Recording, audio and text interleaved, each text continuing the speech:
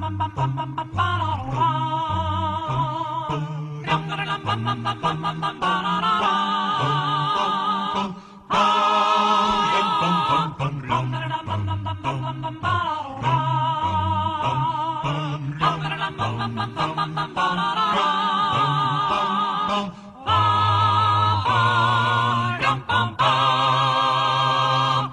anyway, how are you doing? I'm great. How are you? I'm fantastic. How's life? It's great. Welcome to Pop Culture Man. I was just going to welcome you. Oh, okay. Welcome. Thank you. Welcome to my home. It's great to be here. It's great to be here in your study. Thank you. You're what the heck is that thing? Boy, that's a bit gauche. It's a personal item. Yikes! It's a highly detailed crucifix. Isn't Boy, it? Has he got abs? My God, where'd you get that? That's a family heirloom. Is that your family heirloom? No, it is not my family heirloom. Okay. You would know that. I was like, I've never seen that before in my life. Welcome to Pop Culture Man's and PCMC. I'm Mike Bongiorno. I'm joined today, once again, with Anthony Bongiorno, or by Anthony Bongiorno. I'm joined by you? With you? Yeah, joined by. Anthony, what are you doing here? What's your... In this house? I live here. No. Give us your creds. What are your credentials? Well, how'd you get on this show? I'm related to you. Right. That's how. But you're also we a share professor. parents. You're also a professor like I am. Oh, please. What does that mean? Well, yes. No, yeah. I'm a part-time professor. I'm a full-time teacher. I identify more as a teacher. Okay, fair enough. So, well, there's so much to talk about. Let's talk about some news. All right. What's coming going on out in from the the news desk? All right. From the city desk. So, at CinemaCon, which is a convention for movie production, Disney announced that even though they've bought 20th Century Fox, they are going to continue some of their popular franchises. They say that they are going to be continuing the Aliens franchise and the Planet of the Apes franchise. Nobody asked for either one of those.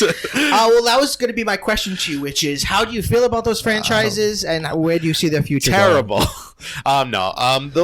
Actually, I think the last few Planet of the Apes movies were good. I think that people sleep on that trilogy. Yeah, they were good. The last three Planet of the Apes movies might be the best three. Oh yeah, but for sure. Because the first five are a weird smorgasbord of like, one's a romance, one's a comedy, one's a dystopian. Yeah, the movie. third one is just like a romantic comedy. But then they get shot at the end. Yeah, it's a very weird, and I love the originals, but they're very weird and they're all over the place. The fifth one isn't great. The original final installment. Yeah, is not great. But the last trilogy really held together as a trilogy, following Caesar's life from a baby to, spoiler alert, his death at the end of the last one. Yeah, those are good. I didn't see Prometheus.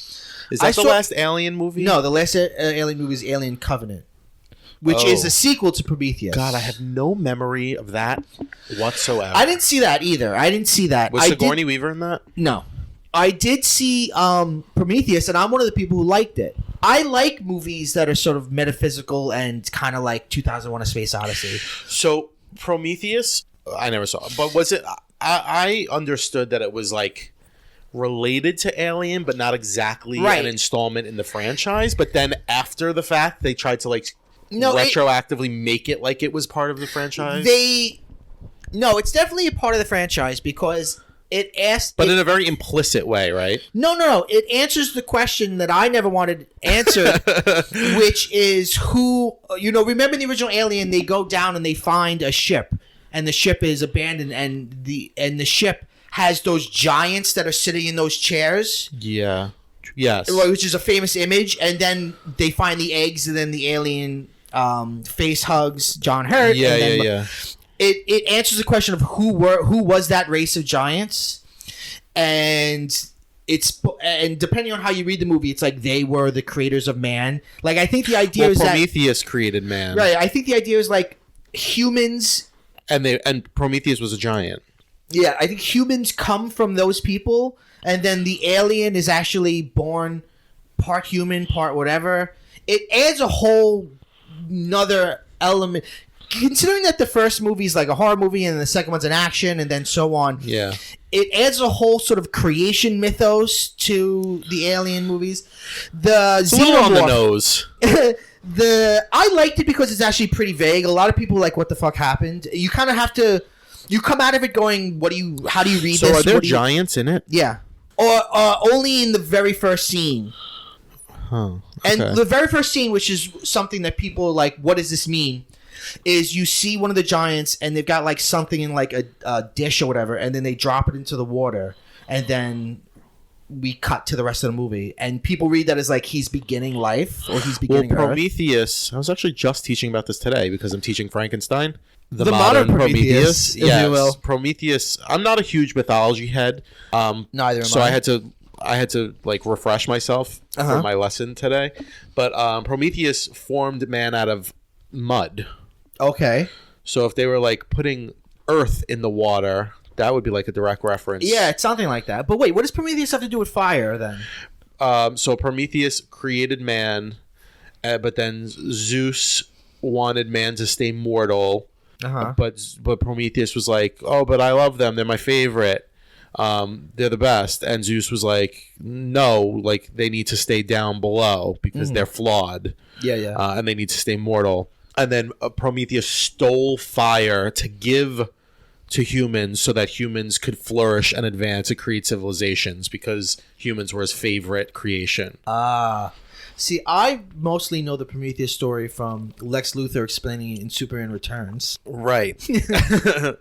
By the great actor Kevin Spacey. Yeesh. Boy, is that movie radioactive these days, huh? Yeah, oh my God, yeah. It's because it's directed by Brian Singer. Brian, do you want to come in my pool? Oh, God. Why haven't you drowned in Brian Singer's pool yet? Oh, difficult people. That was a good show. So, here's what I think. I like the Alien franchise. I like it best when Sigourney Weaver's involved. But Resurrection is a bad movie. You know what? I honestly don't remember 3 and 4. I like 3. A lot of people hated 3. That's the David Fincher one. Yes, a lot of people hated it when it first came out because it's so dark, and they killed the little off girl the that little she girl. Saved in 2 is right in the opening credits. They mostly come out at night. Yeah, mostly. I think 3's good though, and 3 sees her be impregnated by an alien and then kill herself. And then 4, it's not really her, right? It's a clone of her. It's a clone of her that's half alien. So she does a lot of like sniffing people and licking them and stuff. It's not a great movie. Winona Ryder's in it though, and she's always great. Yeah. It's directed by the director of Amelie. I remember that, and he didn't speak English at all, but he directed that tracks. If you watch it, I actually have to rewatch those. But I think Alien and Aliens is fucking great. Was it my birthday a couple years ago? We saw Aliens. Other than the brown seeing face, that with the you've got a character who's not Latinx playing a Latinx character. But other than that, it's a lot of fun. Seeing that with a live audience was a lot of fun. Yeah, and it was a midnight screening. That's a really smart sequel. It is because it just did something totally different. Right. I shit on James Cameron a lot these days because Avatar literally bored me to death. I died when I watched it. But that was pretty great. And Sigourney Weaver's in that too. Yeah, they're tight. She's his muse. Well, for a while his muse was his wife, Linda Hamilton. She was his wife. I didn't know they were married. Yeah, they were married when he made Terminator, after. Or after. He was also then married to Catherine Bigelow, the director of Hurt Locker. Huh. Anyways, listen, I like Titanic. I think, look, I'm for more Alien movies. I would like them to sort of streamline some shit. I'm not for a Halloween style, let's forget some of these existed. It's going to be that. Just let them be. Let them be. Like, there's a new Terminator coming out, and they're trying to not count some of the latter ones. And I actually like Genesis, the last one, the one with Emilia Clarke. But they're like, no, we're only counting 1 and 2. Genesis, was that the one with Arnold Schwarzenegger coming back? Yeah. To the franchise? Yeah, that was the one. I remember that looking good. I didn't see it, though. There was 1, 2, and 3. And then they tried to do a trilogy. 3 sucks. Yes, it's just boring. Yeah. And then they tried to start a new trilogy of prequels with what's his name, Christian Bale, and then that didn't go because they only did one of them. Because they were fucking done professionally. Good for you. Good for you. I defend Christian Bale in that. The guy who walked into the frame was, I think, like the cinematographer. That's not nobody. Anyway, they're done professionally. And so they were like, this is no good. They stopped that trilogy. And then they did Genesis, and I think Genesis makes a better Part 3 than the original Part 3. Because it's sort of like, it does a kind of Back to the Future 2, where it kind of redoes 1, but with a different timeline. Isn't it like good Arnold Schwarzenegger coming to kill bad Arnold Schwarzenegger or something? I honestly forget what it is, but I remember that the thing that really got me was Amelia Clarke plays the Linda Hamilton character, and the famous moment in the first movie is when Michael Biehn, the people forget he's the protagonist of that movie, comes to her and says, "Come with me, you want to live." She says that to somebody. Yeah. So she's like, it's like a different timeline. Whoa. Anyway, plus there's also that TV show, The Sarah Connor Chronicles. Yeah, which I think had 2 seasons. People were really into that. Yeah, and that doesn't count. That's its own continuity entirely. Yeah. But anyway, I'm only using that as an example to say I don't want them to do that. Just let, especially if 4 had a Ripley clone, then who gives a shit? It doesn't have to count anyway. I bet 100% it's going to be Sigourney Weaver's back, and there's going to be somebody playing the little girl grown up, and it's going to just start after Aliens. Well, the famous sci-fi author William Gibson, who's like one of like the guys who, I don't know if he created the term cyberpunk, but he's like one of the cyberpunk writers. He wrote Neuromancer. He wrote a script for 3 that they didn't use, and now they've turned it into a comic book. What happens in that? I don't know. It's a more of a continuation from 2. Yeah. The problem is they just can't get a title. They can't get a title nailed down. It's Covenant, and It was so perfect that it was Alien, then Aliens, and then Alien You Cubed. just can't go anywhere from there. Yeah, Remember because then 3 it was was just Alien Alien, but it was just Alien 3. Right. Yeah. Yeah. I actually think Planet of the Apes has more integrity now that I'm worried of them ruining, because Caesar is born, comes to power, then dies in this new trilogy. But Disney will be behind it, and they usually produce good stuff, right? Or they keep. I don't know. I don't know. I mean, I don't know. I think Disney's just the parent company that owns 20th Century Fox. Or I don't know. We've been talking about this on the show, how much 20th Century Fox is actually going to be doing stuff or not. Are they going to make more X-Men? No, I don't know. We'll see what happens with the new one, Dark Phoenix. The Dark Phoenix, I think, is the 5th of this current series, which I think is great. Okay. This is the series with Michael Fassbender as Magneto. I wonder if the X-Men are ever going to get into the Marvel universe. I think that's something that they're going to try to do. I don't know how. Mm-hmm. Because it's easier to do it with Spider-Man. Because you could just be like, oh, he's young. Well, or whatever. isn't Spider-Man Sony? Right, but Sony made a deal with Disney. Well, yeah, I know, because there's a bunch of Spider-Man stuff in the Disney store. I know that. Yeah. Huh. All right, so here's a bit of weird news. Do you know they're making a movie of the musical Cats? Yeah, I did know that. And who's directing it? Someone. I'm not sure. You can look it up. I read that. But here's some crazy shit. Okay. It's using performance capture because the cats are going to be furry looking. And wait, they're also going to be tiny. They're going to be cat sized. I was wondering about that. I saw the musical Cats. I've heard people say the play is terrible. Is it terrible? I heard there's no story to it. There isn't a story to it. It's a book of poetry that was set to music. That's exactly what it is. So what the fuck is this movie going to be? That. I mean, it's you're seeing it for the songs and stuff. The music is really good. But don't they come out in the audience and like sit on your lap and purr? No, that's in the beginning. They come down from. I thought you put down a little milk and they lick it. Yeah, in the beginning they come through the aisles, but that's only for a minute. I mean, it's enjoyable. I didn't love it, but whatever. And I always had this idea there are good songs in my mind. Yeah, there are good songs in it. It's really just like there's no plot. It's just like, well, here's this type of cat. Now here's this type of cat. Now here's this type of cat, because that's what the book was. It's just poems about different types of cats. It's directed by Tom Hooper. Then, I don't know who that is. The only plot line that you could kind of follow is like Oh, he directed The King's Speech and Les Miserables. Yeah. Oh, yeah, he directed Les Mis. That's what I was... Okay, That's so I an guess interesting he's choice. a good choice for that. Yeah. The only thing that you can really follow as far as a plot is, like, at the end, they're going to choose one that's going to be reborn because, you know, like, cats have 9 lives. What the fuck? Yeah, it's weird. But I always, in my head, I always thought about, like, if they made a movie, what they should do. Uh-huh. And I always thought that they should, like, start off with, like, a shot of, like, CGI cats. Mm-hmm.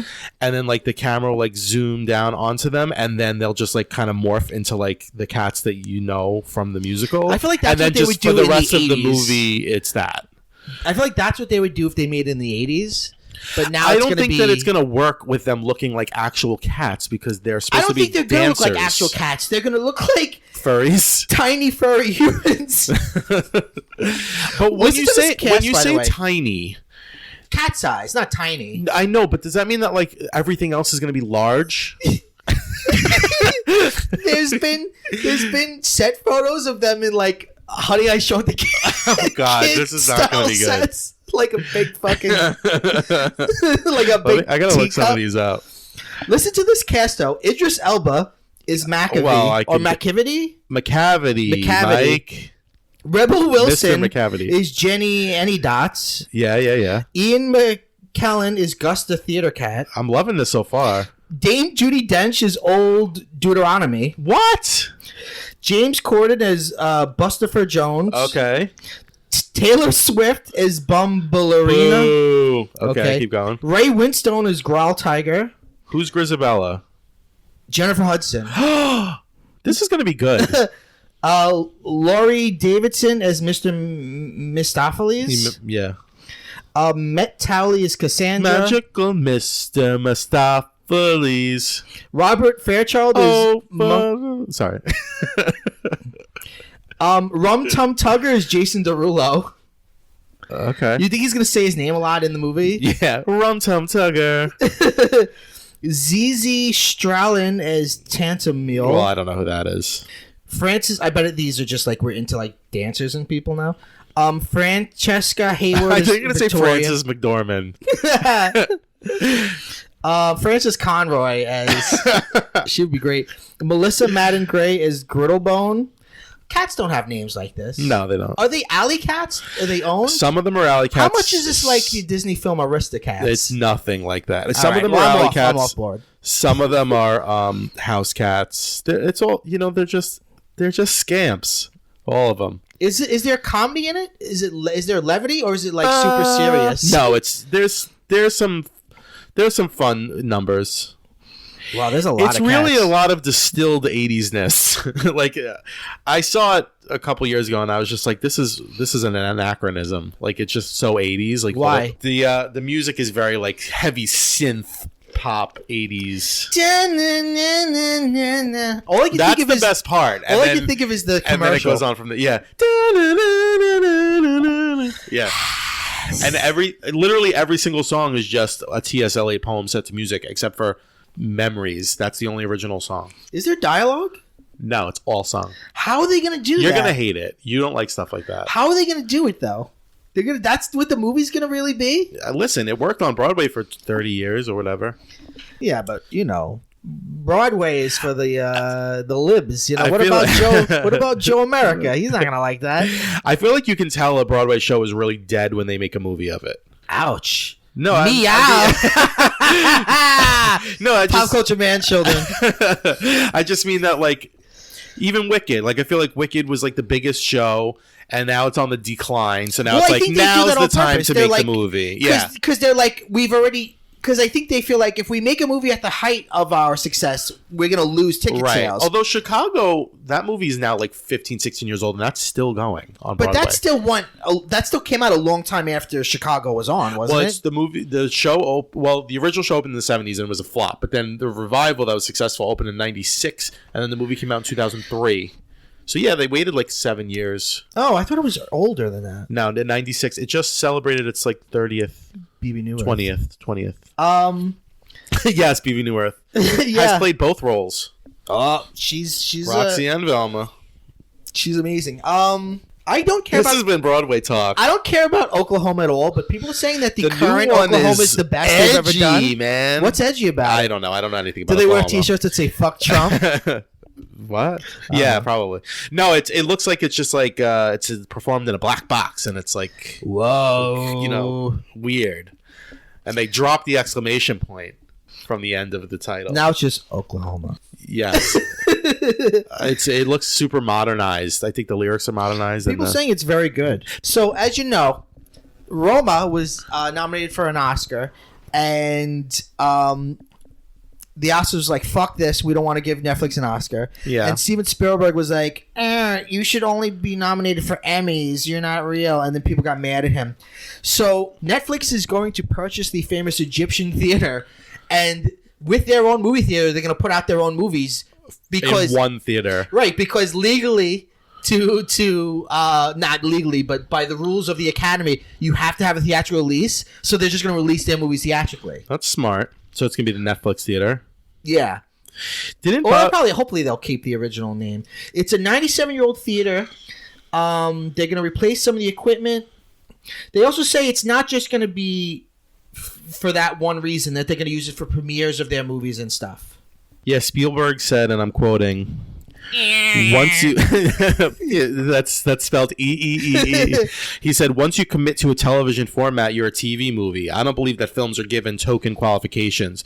In a couple of theaters for less than a week I don't believe that films that are given token qualifications in a couple of theaters for less than a week should qualify for the Academy Award nomination. And Bobby De Niro came out against that. A lot of people did. Basically said, with all due respect to Steven Spielberg, that's some bullshit. I'm paraphrasing. Yeah, that is not what he said. No, a lot of people did, because all you get in the theaters are like the big budget movies. So smaller budget films like Brie Larson's Unicorn Store. That movie would have gotten a release in the 90s, but now it gets a Netflix release. So Netflix is all there is for diversity. It's just upsetting when you hear like someone like Steven Spielberg say something like that, because it's like, weren't you the young guns blazing innovator? Yeah, eventually. I guess everyone just gets old. As they say in The Dark Knight, you cranky. either die a hero or live long enough to become the villain. Yeah. Today I was showing E.T. in my film class. And some of the students were like, "Is he your favorite director?" I was like, "No." God, no. No. Do you have a favorite director? No, not really. Yeah, I don't have a favorite anything. I'm not a favorite kind of guy. Neither am I. It's all just what you're in the mood for, what you're vibing with. It's all in flux, baby. Yeah, you know what I mean? Everything is everything, baby. You know what I'm saying? All right. My favorite director is Kevin Smith. All right. Well, listen.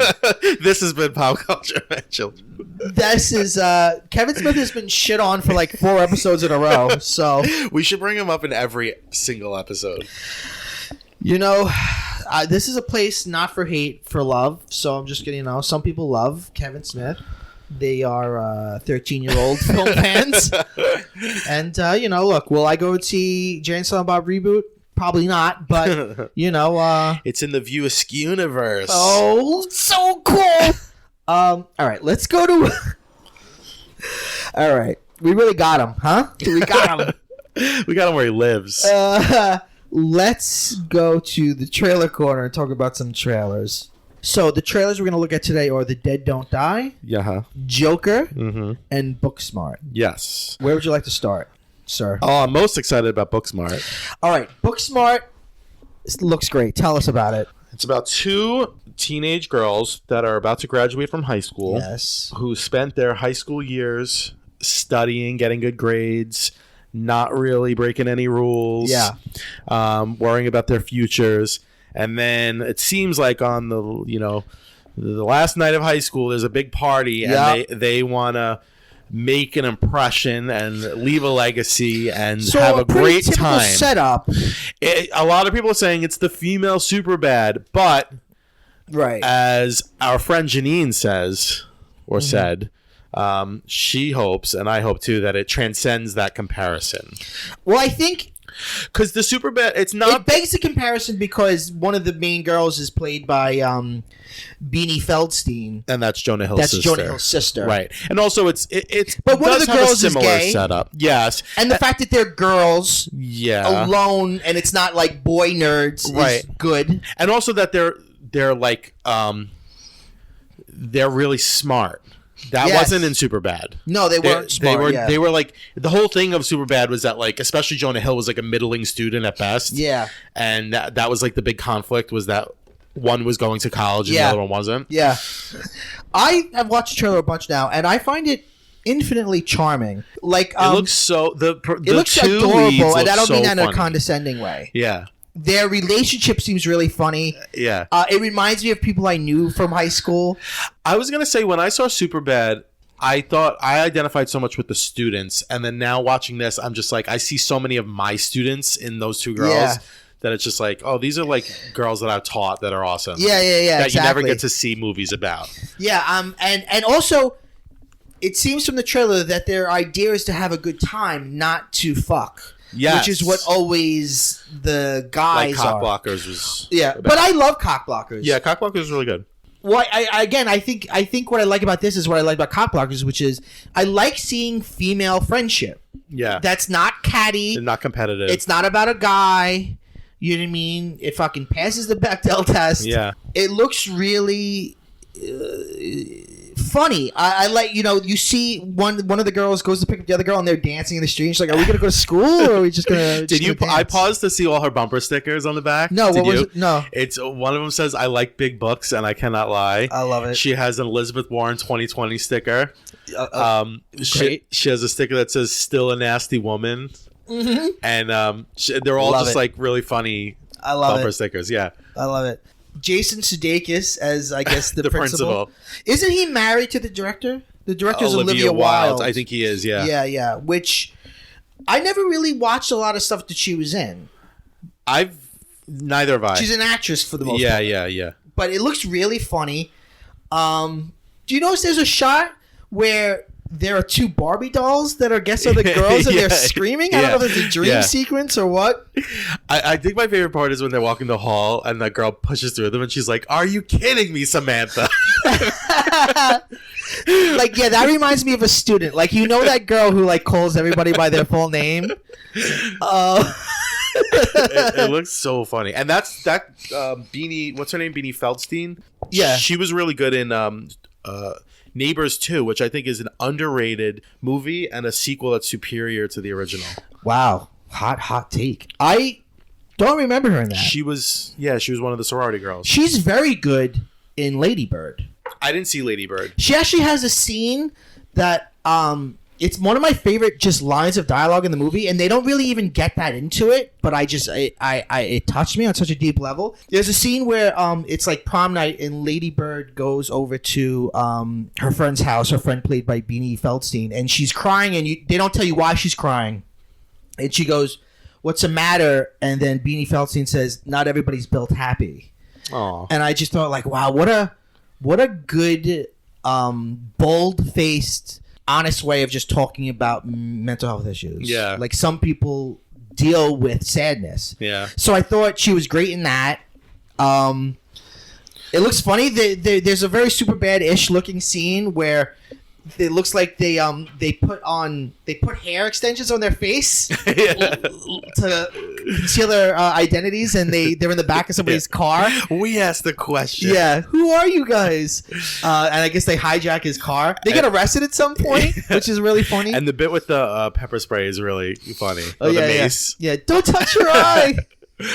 And I like that something felt so true about the joke in the trailer where she's like, all these other people had fun and they also got into the same colleges we got into. Yeah. And then you see the other girl goes, "I have a perfect GPA and I give amazing hand jobs." Yeah. Oh, this is what she's like, whoever broke the rules? There's like Picasso. He broke art rules. Susan B. Anthony. It's like, all right. Yeah, it looks super funny, super cute. I'm glad. It's one of those movies where I know I'm going to like it, but I'm glad that it exists for younger people to see. Yeah. I've been thinking more. I've been really into the Bechdel cast. It's me my, too. It's my current favorite podcast, and I've been thinking about how underrepresented female friendship is. Oh yeah, and just like friendship. Yeah, and whenever there is female friendship, it is always or very often like competitive. Yeah. Yeah, like they talk a lot on the Bechdel cast about like how rare it is to see women getting along in movies. Yeah. And TV. So I'm excited for it. Billie Lourd is in it. Okay. Who is she in it? I don't know. I didn't see her in the trailer. She's a character named Gigi. I don't know who she's going to Okay. be.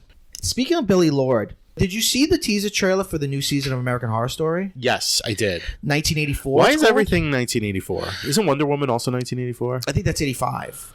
Oh, it is? Okay. So the teaser trailer is basically like a Jason movie. Someone's being chased, and the idea, I guess it's 84 because that was the height of the slasher thing. I feel like that teaser's a red herring, though. I don't think it's really going to be Well, like I think if it's anything like any other American Horror Story, the first episode will be good, great, and the rest will be terrible. And then it'll be like, no, it's not a serial killer. He's an alien or whatever the fuck. Yeah, it's stupid. I haven't watched that show in so long. Neither have I. But aren't they all connected now? So does this have to be connected? I mean, I guess. I don't know. I haven't watched since, I didn't watch Hotel, and then I think I watched a little bit of Roanoke, and then halfway through it just like went off the rails. I was like, I can't deal with this shit anymore. I hope... I'll give this a chance because I like slasher movies, and I think if they just if they stick to a pastiche of slasher movies, it'll be good. But sometimes they're like, they think they're being clever by deconstructing it, but what they mostly do is they just rip it apart and shit on it, and then it becomes about nothing. Yeah. Except the ego of the creators, I guess. Yeah. So, I don't know. Remember when we did a weekly column on Freak Show? We did. That was the last full season I watched. Me too. Freak Show. I never watched that Trump season either. What was that about? Oh, Cult. I heard that it started off strong, and then like it's always the same story. It started off strong, and then it went off the rails. All right, let's talk about The Dead Don't Die, which is it's a movie by Jim Jarmusch, who was a big indie guy from the 90s, and I only like some of his movies. Some of his movies are really boring and tedious and meander, and they're almost like the cliche of when you think about independent movies. Like, what are some titles? Oh, Last Night on Earth is like, it all takes place in like taxi cabs. Okay. And like it's just conversations in taxi cabs, and it's tedious. I like Coffee and Cigarettes. And it's insufferable. I like Coffee and Cigarettes. Okay, yeah, I saw similar that to that. once. It's just I liked it. I like Broken Flowers. Oh, I liked Broken Flowers. Yeah. To be honest with you, this just looks like it's a funny zombie movie, which doesn't feel fresh to me at all. The only thing that's drawing me in is its cast, because it has an insane cast. Didn't we do that with Bill Murray once before? Yeah, he was in Zombieland as himself. And isn't Zombieland getting a sequel with him in it? They've been saying that. I don't know. I thought that the whole cast was coming back. The cast of this movie, The Dead Don't Die, is Chloe Sevigny, Adam Driver, Selena Gomez, Bill Murray, Tilda Swinton. Tilda Swinton was the best part of the trailer. Yeah, she's an Irish samurai. Yeah. Steve Buscemi, Tom Waits, Carol Kane, Rosie Perez, Danny Glover, Iggy Pop, RZA. So yeah, a lot of people he's worked with before. I don't know. It could be good. The stuff that works the most for me in the trailer is the dry conversations between Adam Driver and Bill Murray, where it's like, what do you think this is? And Adam Driver's like, I'm thinking zombies. Well, I like when they're like, must have been a wild animal. He's like, zombies, and he goes, yeah, ghouls. Yeah, I think Adam Driver's great. Yeah, it looked. I feel like I had a nothing reaction to it. Like I kind of was just like, oh. That looks like I'll enjoy that, but I wasn't like, oh man, this looks great. You know, no, it does feel 10 like 10 years ago I would have had that reaction. Yeah, it feels like something that's been done before a few times. Yeah, we've done funny zombie movies. The zombie Shaun thing of is the just Dead sort of was just been, such a revelation, and everything after has kind of just been it's like, what do you do? You know, they like one way to think of genre is that it has cycles, and there's like the primitive cycle, then the classical cycle, then the revisionist cycle, then the parody cycle. And once you've gotten to the parody and you've really taken it apart and showed us how it works, what then do you do? You know what I mean? This is 10 years after Zombieland, like 15 years after Shaun of the Dead. You know what I mean? Like, what? Okay, it's a funny zombie movie. What do you? What else is going on? What are you doing for me? Yeah, I kind of feel that way too. And also, this is going to be a bold statement, but like, kind of fuck Bill Murray. Wow. Why fuck Bill Murray? Kind of. Oh, okay. Just because there's just such rarefied air around him, and it's just, it's annoying. I don't think he does it though. No, but everyone else does it. That's true. And it just drives me crazy. He's the bacon of people. Yeah, everyone's ruined it for everyone else. I know. I agree with you. So you didn't see that documentary about Bill Murray? It's all about like people who encountered him and Bill Murray stories and mythology. No, and I wouldn't want to watch that. Okay. Bill Murray once went into a construction site and read poetry to the guys. Of course he did. And there's footage of it, and the guys are just sitting there like, I don't know what the hell's going on. Bill Murray's reading us poetry. And he also had a weird cameo where he didn't show his face in Dumb and Dumber 2. Remember that? Oh, yeah. He's, kind of, fuck him too. I always liked him until somebody pointed out to me that his only acting chop is that he underacts.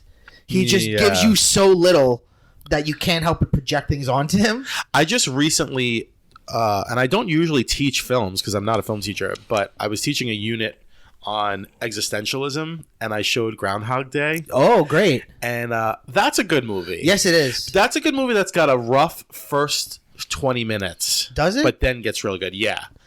And he's really good in that. Yeah.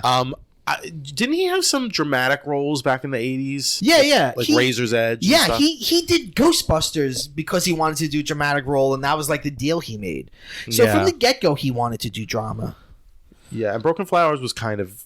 I think Broken Flowers was good. Drama, right? Yeah, I like Lost in Translation probably the best of the dramatic that's a good roles. Movie. All right, let's talk about the Joker. Or Joker. Oh, boy. What's the matter?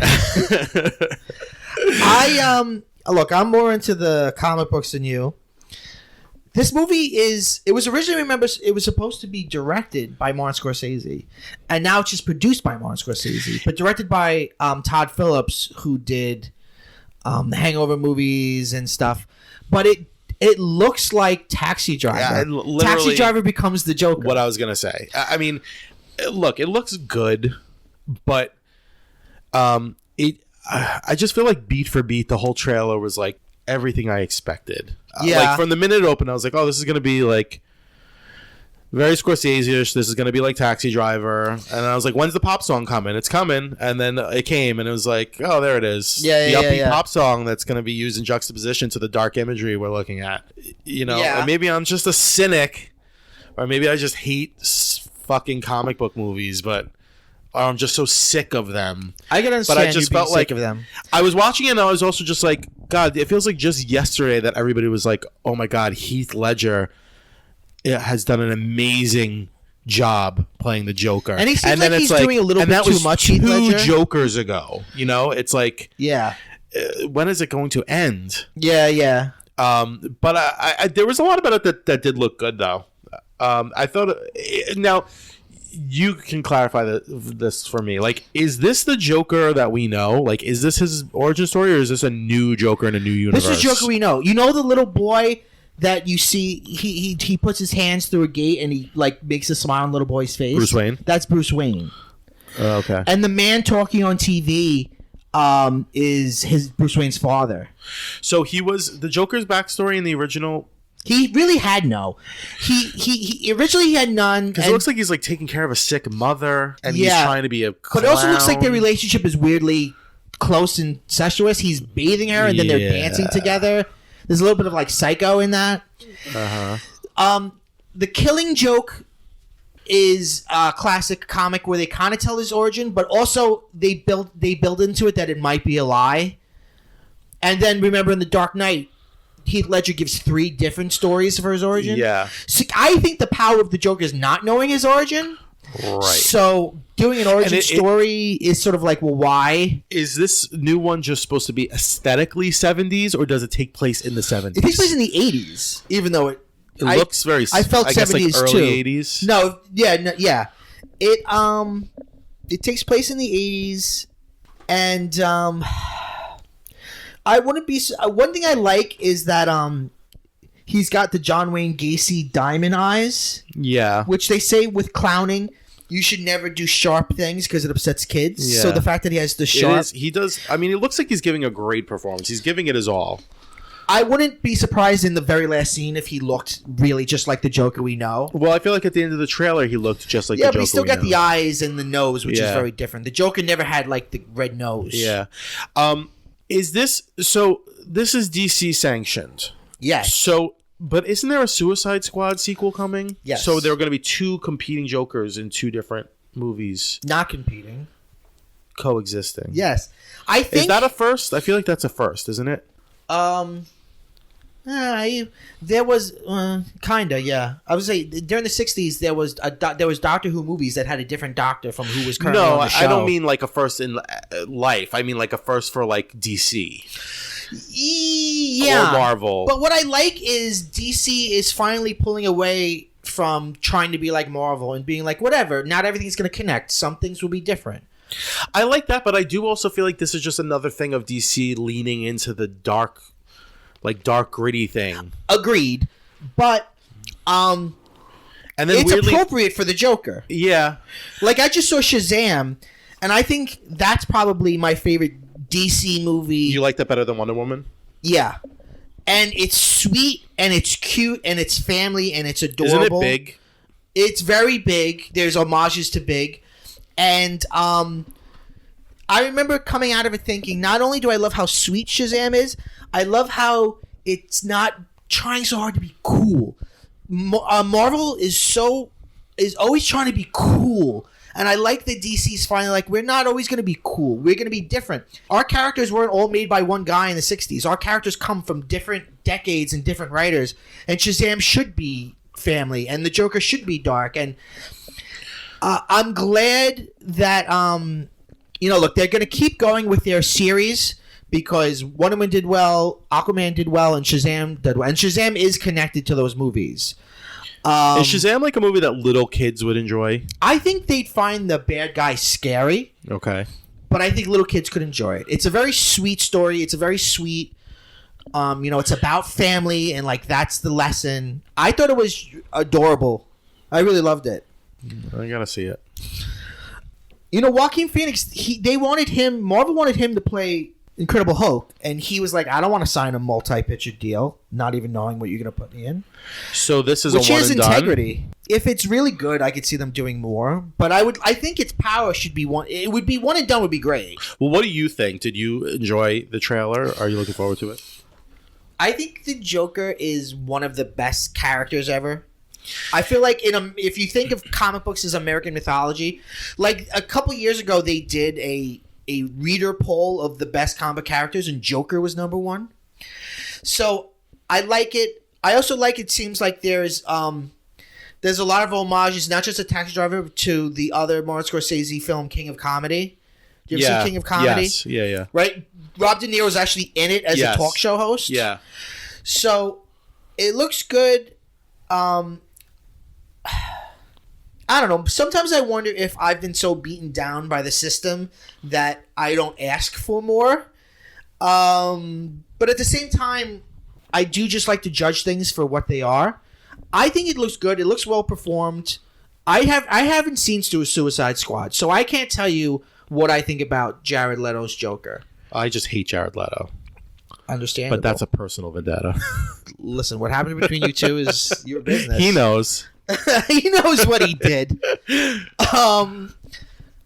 Yeah. I mean, am I thrilled to all ends? No, but I saw it and I was like, oh, okay.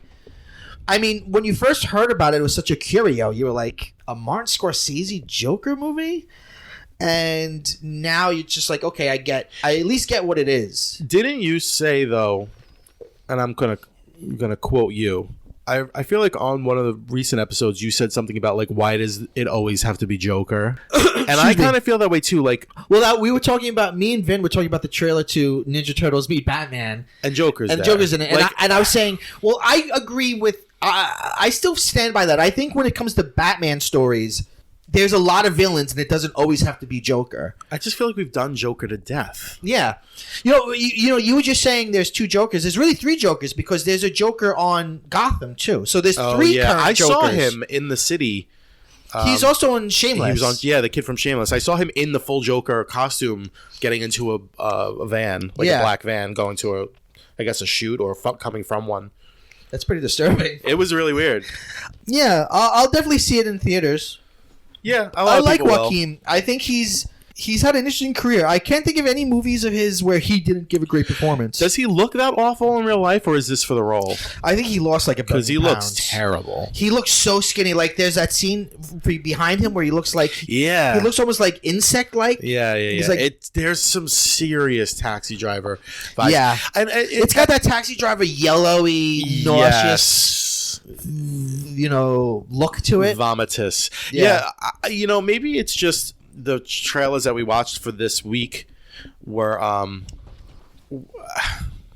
do I put this? I feel like watching this with what was the other one? The Dead Don't Die. Yeah, whatever. It just and Booksmart. Even though I'm looking forward to Booksmart, it just feels like everything is just a throwback. Everything is all about nostalgia. Everything is an allusion to something else. Sure. Everything's got its head up something else's ass. I mean, this is Scorsese producing a movie that's like a Scorsese. Right. It's like where we got, and I know you love this movie, but like Ready Player One being directed by Steven Spielberg. Well, I still think he was the weird choice to do that. It's so odd because the whole thing is just a big Valentine to Steven Spielberg. Right. I agree. I just kind of feel like I am getting really sick of just seeing this just throwback things. Well, it's why I'm not excited about Stranger Things. It's why like these things just don't thrill me anymore. Like nostalgia, I just feel like is dead. Well, for me, I totally understand what you're saying, but the way I think about it, as you're wearing a Space Invaders t-shirt sitting across from me, the way I think about it, and other film people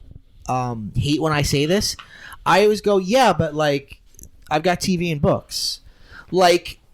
Some people who love film are like, how can you just turn your back on one medium? And I'm like, I'm not turning my back on one medium, but if one medium is just going to be this one thing, if you're just going to give me Star Wars and superheroes, then whatever, I'm fine with that. I'll go read an interesting book when I'm bored with you. Yeah, but don't you feel like that really popular TV and books are doing the same thing? I feel like it's all nostalgia everywhere. To a lesser extent. I think definitely. You could still find interesting novels. Well, because and you can find really interesting TV that's true. I think it's because the film business is what it is. It's just like they are only going to put out what they know will make money, and what will make money is people going to paying for things that they've already seen. Yeah, exactly. All right, let's take a break. We'll come back with the chill sesh. You unlock this door with the key of imagination. Beyond it is another dimension. A dimension of sound. A dimension of sight. A dimension of mind. You're moving into a land of both shadow and substance, of things and ideas. You've just crossed over into the Twilight Zone.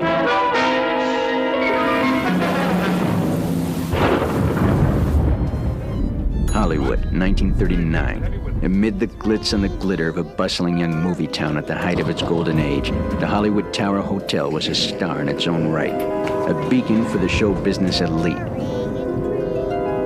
Now, something is about to happen that will change all that.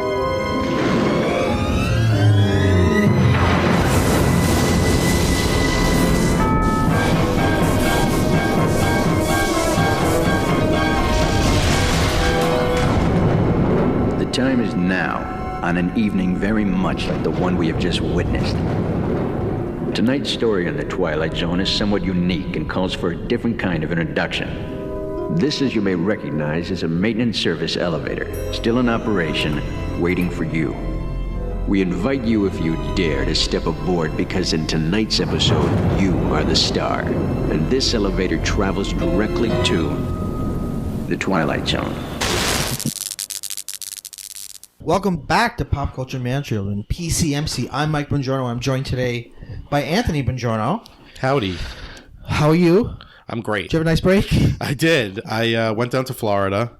Oh, nice. It was nice. People don't realize we're recording this 6 months later. this is the chill sesh, but we actually wanted to talk about something specific today, which is the pilot to the new Twilight Zone. Episode 1. Dun, dun, dun. The Comedian. Yeah. Starring Kumail Nanjiani. Thoughts? All right, so this is one of those instances where I feel like we're going to disagree. Where you watch something and you have feelings about it, and then you read reviews and you're like, that's not at all what I felt. Okay. Which is that I liked it. And then I read reviews just absolutely eviscerating it. And then I was like, okay, I understand the criticism, but I enjoyed the episode. I thought it was clever. It was a clever conceit. I thought it was well acted by everyone but Tracy Morgan. I thought that it was a little long. Yeah. But overall, I thought that it was fine. I thought it was good. I enjoyed it. I don't know. You look perturbed. I've got a lot of notes. I did not like it. Okay, most people didn't. I could start by what I did like. I want to preface this by saying that I watched the first half, had to stop watching, and then watch the second half a day later. So maybe because I didn't watch it straight through, I enjoyed it more. Possible. That's possible. I think that the way we watch things and the context in which we watch them and our physical body when we're watching them has a lot to do with things. Yeah. Here's what I liked. Okay. I liked that all the stars were people of color. Yes. I liked that it didn't have a twist ending. I think that was a good precedent to not start with a twist ending. And I think that the performances were good, other than Tracy Morgan, who can't act. He was bad. He was terrible. He can only act. He's got to be able to improv, which is like what he did a lot on 30 Rock. Mm-hmm. And they said he was famous with 30 Rock for not knowing his lines and just sort of riffing. When he has to like say lines, it's terrible. There are so many times on 30 Rock where he doesn't have the right cadence for the line and it doesn't even make any sense. Yeah. And they just kept it in because it's funny because it's Tracy Morgan. Yeah. But it wasn't funny in this case. No, it was just out of place. It was totally weird. It was weird. And you think if they wanted a comedian to play that role, how many better people could they have gotten? I know. I just kept thinking like him being like, Ken, I told you I'm the devil. Is he the devil? I think he is, isn't he? I don't know. He's supposed to be an actual famous person, though. And he says, I gave up everything. I read him as like a devil character. All right, well, if you haven't seen it, and if you don't mind us spoiling it, it is about Kumail Nanjiani, who is a real comedian, but he's playing a bad comedian, and he isn't getting laughs. He's doing this. He keeps trying this bit on the Second Amendment, and he's sort of pushing his political material, and nobody's liking it, and he sort of sucks. And he has a girlfriend that he loves, and they're together, and she's a lawyer, and they have a nice life. And one night at the club after bombing, he meets Tracy Morgan, who plays a famous person, who's kind of was famous and then kind of fell out of public life. And Tracy Morgan gives him advice and says like, and this felt very Twilight Zone-y to me. Yes. He says, like, you have to give, he says you have one export, and that's you. And you have to give of yourself to the audience. So he goes on stage, and he's bombing again, but then he starts joking about his dog. And everyone loves it. And then he goes home, and his dog isn't there. He keeps asking his girlfriend, where's the dog? And she's like, what are you talking about? We don't have a dog. And one of the things that bothered me with the episode is I feel like nobody acts in any way that makes any sense. Okay. So at that point, he should know exactly what's happening, but he thinks she's joking with him. Yeah, that was kind of dumb, but that's just like Twilight Zone-y to me. I guess, but when you stretch it to an hour. So in the next scene, he's with his nephew, and he takes his nephew to the club, and again he's bombing, and then he starts making fun of his nephew, and everyone laughs and loves him, and his nephew disappears, and it's like he never existed. It's not like he died; he never existed. And now he finally realizes that whatever he jokes about on stage. If he jokes about some real person and says their name, the audience will laugh and that person will cease to exist. Yeah. And that just goes on for an hour, and more he's just looking for old bullies to fuck. There are some douchey bros in the audience that are like hedge fund manager bros. That was that dialogue was rough. Yeah. It was so bad. Well, I know that there's the guys are like, check it out, bro, we're rich. Yeah. 9 figures. That was really bad. There's a couple things for it. I know that there's a supernatural element to his comedy, but there's nothing I hate more in a movie or a TV show when there's bad stand-up, but you're People are supposed to laughing. read it as good Yeah. stand-up. Like Well, at a certain point, he was just saying names, and they were laughing, which They were- made me feel like it's they weren't supernatural. actually laughing at anything. It was just he wanted the laughter, and that's what he was getting. I think that there's something supernatural happen, but also like then how did? All right, so like his You girlfriend can't- his girlfriend goes to see him do comedy, and he jokes about her mentor who he doesn't like, and then after she's like, "You did a great set," but the mentor doesn't exist and she doesn't remember him. So what does she think he joked about? I kept wondering that too. Like what does no one? Nobody was like, "Hey, that part where you talked about X, Y, and Z was really funny." Nobody ever says that. They're just Right. like, "You're hilarious." But I can't remember the content of what you said. Yeah. Also, I hate this. This is just the thing that bothers me in movies and TV in general. When like he says our dog, and she's like, "We don't have a dog." Like I feel like if that was real life, it'd be like, "Why? What do you? I'm not going to drop this. You just asked me if we have a dog. What are you talking Right. about? We don't have a dog. Are you okay? Do you need to go to the emergency room? Are you Right. having a stroke?" And he wouldn't be, like, "Oh, you're funny joke. Right. Like she's just hid the dog from you because Yeah. he asked the nephew, and the nephew's like, "You don't have a dog." He's like, "Oh, did she put you up to this?" It's like, "Yeah, it's a big prank. Hide the dog." Well, from listen. you. Under further inspection, it's falling apart. but And look, I but I understand- enjoyed it. I understand. Look, and you know what? You can enjoy it. That's fine. I thought that the woman who was his rival was really good. Dee Dee. Yes, Dee Dee was really good. Although she also made a lot of people. I don't understand what they're doing. Like their actions and their dialogue. I couldn't like. It's like she was both a friend and an enemy. Yeah, she kissed him, and then then immediately she's like, was like, "I'm a gay. lesbian." Yeah. But I would fuck you, and I hate like. It's like I don't understand the relationship at all. Jordan Peele. He's taking himself way too Yeah, seriously. I get that he's got a serious man beard now, and he looks good in a suit. Like he's just delivering that serious dialogue like Rod Serling, but I just keep thinking of him as like from the skits from Key and Peele, just being Because you're a comedian, right? Yeah. And it's like there are so many comedians on this. I said this last time. There's something going on right now, and I think Jordan Peele started with comedians dipping into horror. yeah, Like, sure. Every episode of this Twilight Zone has a comedian on it. Really? Yeah, or a comedic actor. So it's Adam Scott. Sure, yeah. Then there is a bunch of others that I can't think of right now. Okay. There's a female comedian that I saw. Who are some other people who are on episodes? I feel like I watched the coming up this season, and I was just like comedian. No, I get what you're like saying. there are a yeah. bunch of them. Well, that's Jordan Peele's thing. And I mean Tracy Morgan. You know, like Right, there's a right. bunch of them. and The fact that the first episode was the comedian, I think, Yeah. is like it's saying just a something place about to start. Yeah. yeah, about him. But I can't take Jordan Peele seriously. I think I almost feel embarrassed for him. Like, stop pretending to be Rod Serling. It just feels lame because it just feels like he did such a cool thing with Get Out, and then Us, was not great. Right. I talked about Us on the last episode, but you weren't on the last episode. I didn't like it. You don't like very Us either. much. So this is the thing. Maybe Us was coloring the way that I saw the Twilight Zone, because I went into the Twilight Zone like, oh, well, I hated Us. Let's see what this is. And I was just like, oh, this is more, he can do whatever he wants now. Nobody's telling him anything.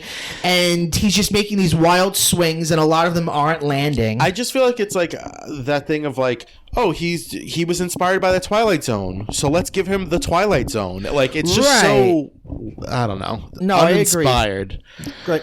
And also, let's get back to his Second Amendment joke. He's got these political jokes. He keeps trying to make a joke about the Second Amendment, where he's like, regular people shouldn't have firearms or shouldn't have automatic weapons.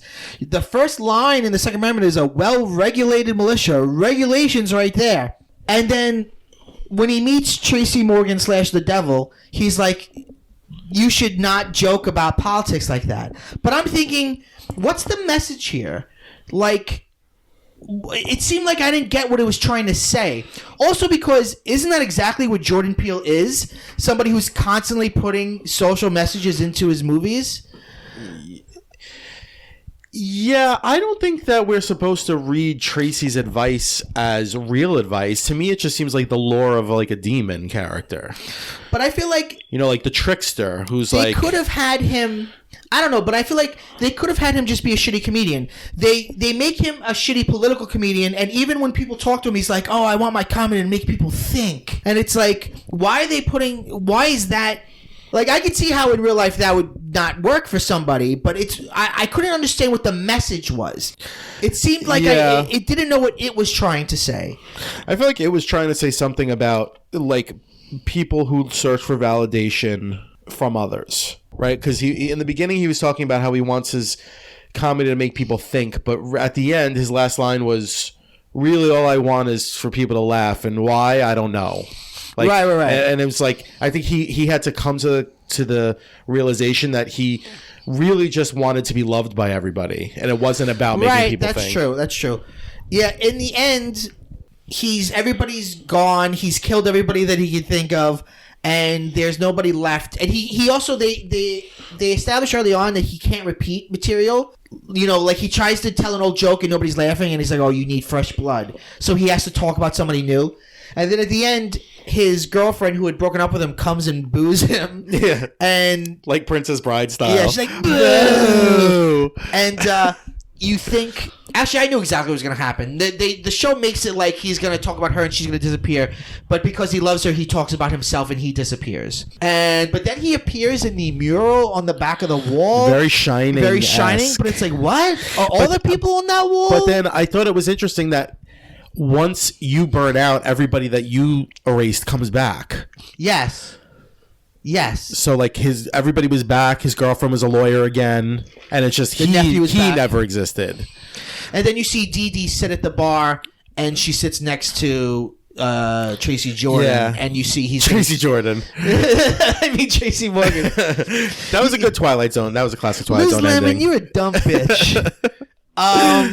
And basically the same thing's gonna happen to her. But why do you? Because they're in the Twilight Zone, Mike. Fuck you. I read reviews that said, now I will not pay for CBS All Access. No, that's not going to happen. But I did read reviews saying that Terror at 30,000 Feet was good. You know, look, is this fair? No, because we think of the Twilight Zone as one amorphous marathon. Where if you went week for week, I'm sure there are tons of bad. Yeah, episodes. there's tons of Twilight Zones you could pick out and be like, this one makes no fucking sense.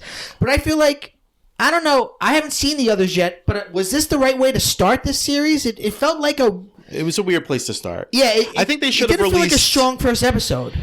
I feel like they should have released Terror at 30,000 Feet. Like that's the obvious go-to. Like it's a nod to an original episode, but it's also different, right? Because it has to do with terrorism or something. And a podcast, It's like he's hearing a podcast saying that the plane's going to go down. Right. The podcast is explaining what's about to happen, and which is like a different Twilight episode.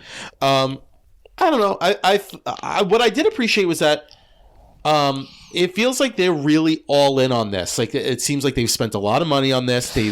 They've gotten a lot of talent. Like they really. Yeah. This isn't like some like half-assed shitty CW reboot from like. I liked that reboot from 2000. Listen. That was the Forrest Whitaker reboot. Yeah, that was okay. But like, I feel like this is like they're really like we're gonna go all in on this because CBS. One of CBS's good things is the Twilight Zone, so we're gonna really just put a lot into this. The two best things they have, right, are Twilight Zone and Star Trek. Yeah, and they want us to fucking pay for them, and I'm not gonna do it. We're talking about this episode because this was the episode they released for free. Yeah, and that's all I'll watch. And this is all we're gonna watch. This is what it is to us. It certainly didn't entice me to go pay more. I was really thrown off by like an early F-bomb. Yeah, they cuss in it. Wow, and I was like, Twilight Zone after midnight. What? Hey, put the kiddies to bed. Yeah, no, there's adult content. So I was like, you say you liked it, but if you had really liked it, how good would it have to have been for you to be like, now I need to buy? Oh, way better. So it wasn't good enough. I feel like I'll get by. You know, I'll find a way to see the other ones. It'll come out at some point. See, going back to the way it looked, this is also how I felt about Jordan Peele's Us, which is he's got big budgets now, so anything can look sleek and really good. But that almost... should it? It gives you the marker of quality, but then it's like, all right, this looks great. And it did look great. The episode looks great. The apartment looks good. The way the light is, the camera work. It's a very good-looking episode. And even like the sort of art deco of his apartment reminded me of like the 50s sort of spare kind of cheapness of the 50s Twilight Zone. Yeah. Or 60s Twilight Zone. But look good or not, I don't know. I know that the critics completely just destroyed this Did they? one. I didn't read too much of the criticism. It got a lot of this episode. This episode got a lot of really bad reviews. The 30,000 feet one got mixed to positive reviews, but then the third episode, everything I've read has been like, this is a masterpiece. They should have started with this one. This one's incredible. Is that the one where it's like the little boy? No, it's the one. I don't know which one it is. I think it's the one that's about like racial profiling. Okay. That one. You know what I was thinking about? Wouldn't it have made more sense if Kumail Nanjiani's character was an insult comic to begin with? Like a Don Rickles type or a Lisa Lampanelli type? Wouldn't that have made more sense? It would have. Yeah. He was good. I thought he was good though. Kumail Nanjiani? Yeah. I love him. Have you seen The Big Sick? I have not. That's the movie he wrote about his story with his wife. Yeah. I knew that. So, all right. What else have you been watching or reading or doing? Well, I feel like I've been on the pod a couple times, but I've never talked about the fact that my TV is only and always on Bravo. Talk about it. Spell that T. Well, let's talk about the Real Housewives canon. Oh, please. I know nothing about this, so take it away. God, where do I begin? Well, what shows are currently on? Well, right now there's always a couple that are in cycle. So there's always a couple on at a time? Always. 365, Daddy. There's always one on. Or no, I'm sorry. There's always like two on or three sometimes. So it's like Marvel. Yeah. 100%. Okay. It's like sports. There's always one in season. I don't. What sports?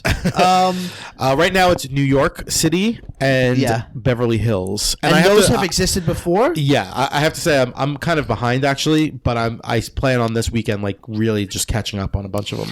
Okay. And then like once those start getting into reunion, then you'll have the premiere of like two other cities. So at the end of every season, there's a reunion, and that's where the gals all get together with Andy Cohen. Sure. And they sit on the couches and they just review the season and they try to like explain themselves and have resolve things, and they fight, and they're all wearing cocktail dresses. Sure. It's amazing. It's just such a endlessly fascinating franchise. Okay.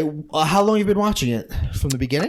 No, I got into it kind of late. I started in like 2013. So like, when did it start? It started in like 2006 or something. Holy shit! Wow. It's been on a really long time. The original, the first one was Real Housewives of Orange County, and that's up to like season 15, 16. Holy something. Shit! With the same character? With the same people? So the women leave. They get recasted. Every season there's like a shake-up where there's new ones that come in. But then there are a couple OGs that have been around from the beginning. Like Nene Leakes from Atlanta and Bethany from New York.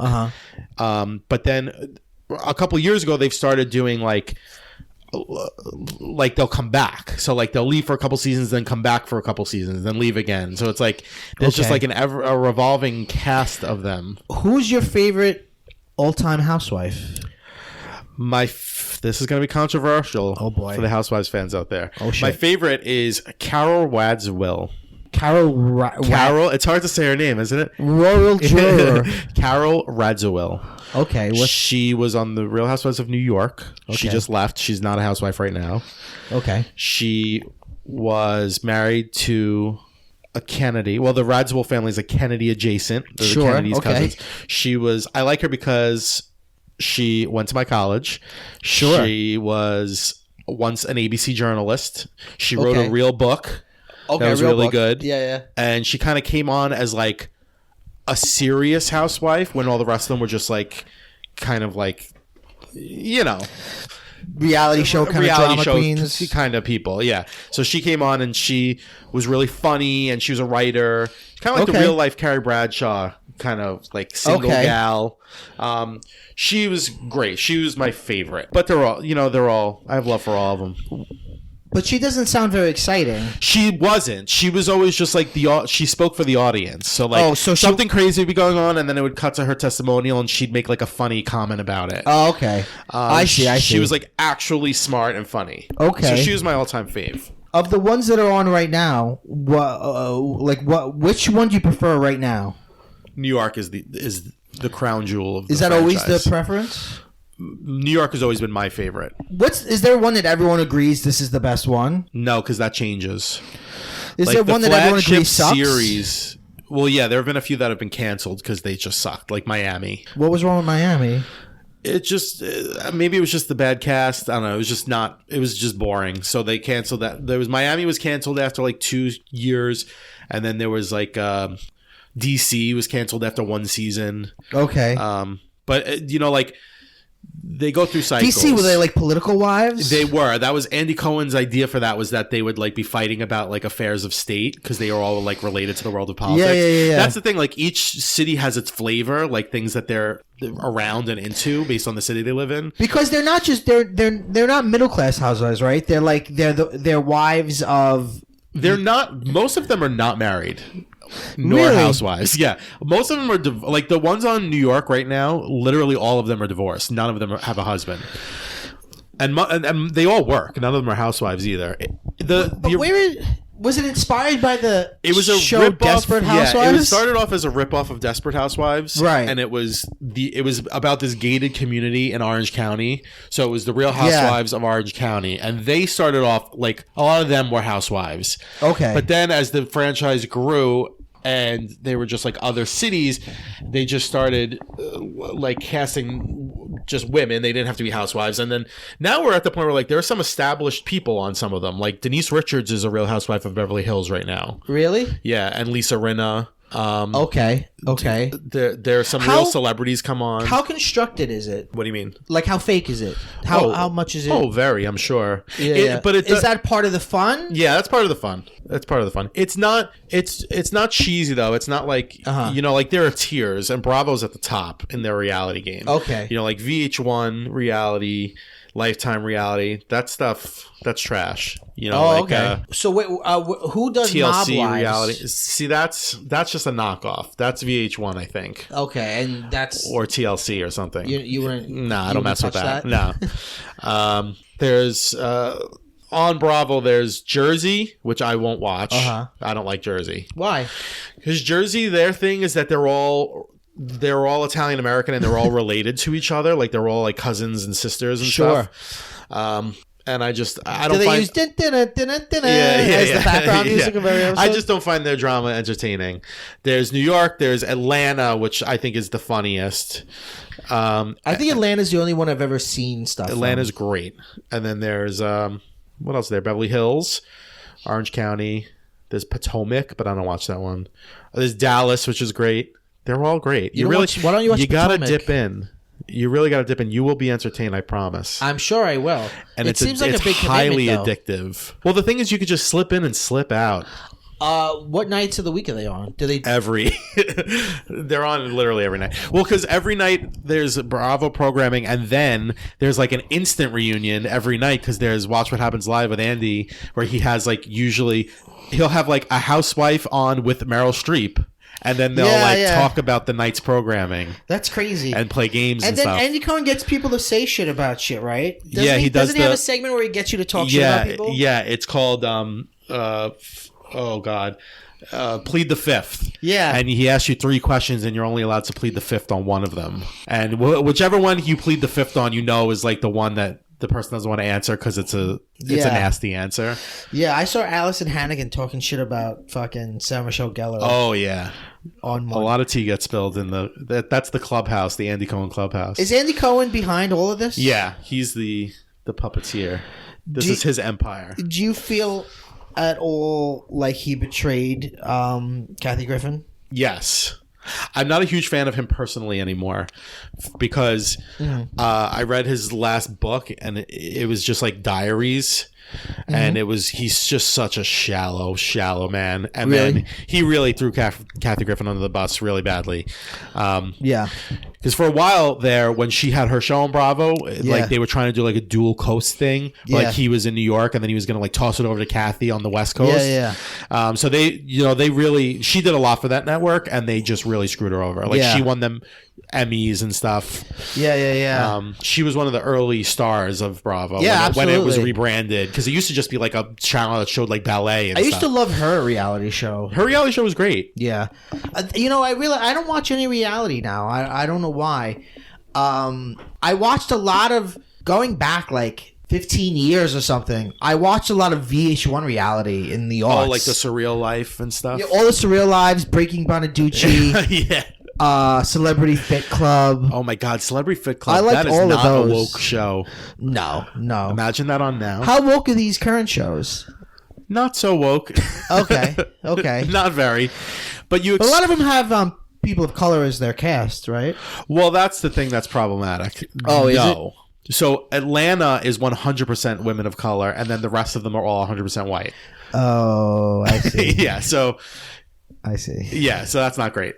But Atlanta's the best one and it gets the highest ratings. Is it really? Yeah. So are they? You say they're on every night. Is it a new episode every night? Well, I mean, between the cities, there's probably like 2 or 3. Like if there's 2 in cycle, there'll be like 2 new episodes a week. You know, But not on the same night. no, they do a lot of marathons and stuff. Okay. Like if like episode 7 of one is coming on, like that whole day, they'll play episode 1 through 6 and then 7. How much? Let's talk about consumption. How much do you watch this? As often as I can. I feel like I get busy, so I'm not able to watch it as much as I want. But pretty much every time I'm watching TV, I'm watching something on Bravo. As sad as that is, That's not sad. You know, the thing is, though, but people in our community, the Bravo community, like Yeah. it's a lifestyle. Like there's always something great on. the thing that you said that makes me go, I don't do that, is TV, putting on the TV. Like if I have my TV on, I'm watching Hulu or Netflix. Yeah, Like it's the only thing I watch never live. turn on television. Like I That's- never turn on cable. Neither do I. Just for anything, just for something for I'm watching on Bravo. Bravo. Yeah. Have you ever, like, how deep? I want to know how deep it goes. Like, did you read books by these women? Well, I have an autographed book right here. An autographed book by Erica Jane. That's Erica Jane. And she signed it for me. I went to a book signing of hers. Of course you did. Let's see. It just says EXO with a squiggle. Yep. Okay. Did she actually write this? No, God, no. She way, had a right? ghostwriter. But she's very It's funny open. that that's a thing that still can happen in publishing, but like you never see that in movies or whatever. Like just like no, it's not really that guy. But I listened to this podcast, Bitch Sesh, about the Housewives. Yeah. And she was on it with her ghostwriter. Like, her ghostwriter is, like, she's very open about having a ghostwriter. Sure. Well, okay. So He was a blogger who covered the Housewives that she asked to ghostwrite her book. Who is Erica Jane? Tell me about her. She is the wife of a 80-year-old lawyer. Yeah. Who was apparently the Aaron Brockovich lawyer. Wait, the guy that Albert Finney plays? played him on film. Okay. And she is a woman who's trying to make it as a pop star. Oh, she wants to be a singer? Yeah, as like a club type music. How's that going? It's going well since she got on the Housewives. And what is this book about? I didn't read it. I just wanted to meet her and purchase it. I didn't read it. You didn't read it? I haven't read any of their books because they're all horrible. The only one I read was This is very big print. yeah, it's a pamphlet. It's 286 pages. Very big print. The only one I've ever read by them was Carol Radziwill's book, but that was written before she was a housewife, and that was a memoir about her husband dying. And that's what you call a real book. Yeah, and that was an Oprah Book Club selection. Oh, shit. Yeah. Oh, shit. All right, let's take a break. Don't be tired for the party. Don't be tired for the party. Hurry up, baby, don't be late. I'll meet you at the place. I've been waiting for this day. It's weekend, let's celebrate. Looking like a cover girl, covered in diamonds and pearls. Take the Benz out for a swirl. Drop that top, yeah, it's my world. Forget about work and the stress of the week. Party all night and we won't go to sleep. We own the club, oh yeah, we own the life. And I am not leaving till I see daylight. Don't be tardy for the party. Don't be tardy for the party. Don't be tardy for the party. Don't be tardy for the party. Welcome back to PCMC. I'm Mike Bongiorno. I'm joined today by Anthony Bongiorno. Hello. This is Obsessions. Although you've already revealed yourself that you are I feel highly obsessed. I the feel Housewives. vulnerable. Nope, it's all right. This is a safe space. This is a safe space. Yeah, that's my primary obsession. That's sort of always there in the background. Yeah, like what's your thing that you always have that you're always kind of into? Oh, Doctor Who? yeah, I guess so. Yeah. I don't talk about it too much. Because it's just a part of your Right, exactly. life. Yeah. No, yeah, there's stuff that's just sort of always there. So I guess I'll start with mine. I'm reading a book right now that I really like. It's by a woman named Mallory O'Meara, who is a young movie producer. She produces little small budget horror movies. She's produced 2 so far.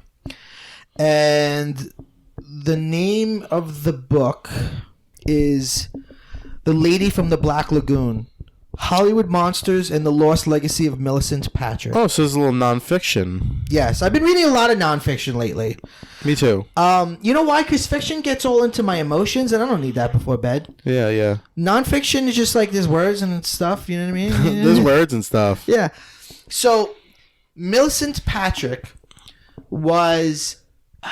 she was a fascinating lady. She was an actress. A part of her childhood, she grew up on the grounds of Hearst Castle because her father was I've been there.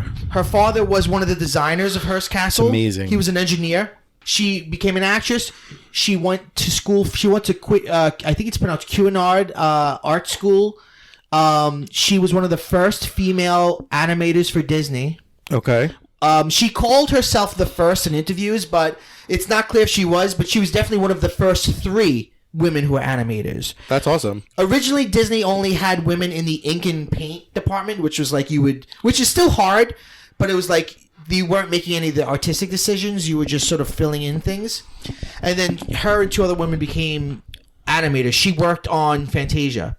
Oh, awesome. And then... That's a boring movie. And then, but it looks great. Yeah.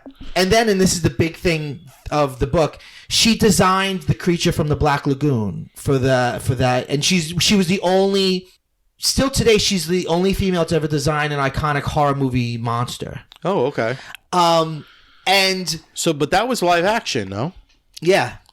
So she did everything. She acted, she animated, she worked in makeup, and created the monster, created the look of the monster, designed the monster. Right. And she went out on tour because Universal, she was very attractive, and Universal thought she'd be good to go out and promote it. And the guy that she worked for, who got the credit for it, because at that time you would just put the department head on the credits. So the guy that she worked for, Bud, whatever, he got all the credit, and he didn't like that she was getting all this publicity, so he fired her and basically had her blackballed from the industry. Terrible.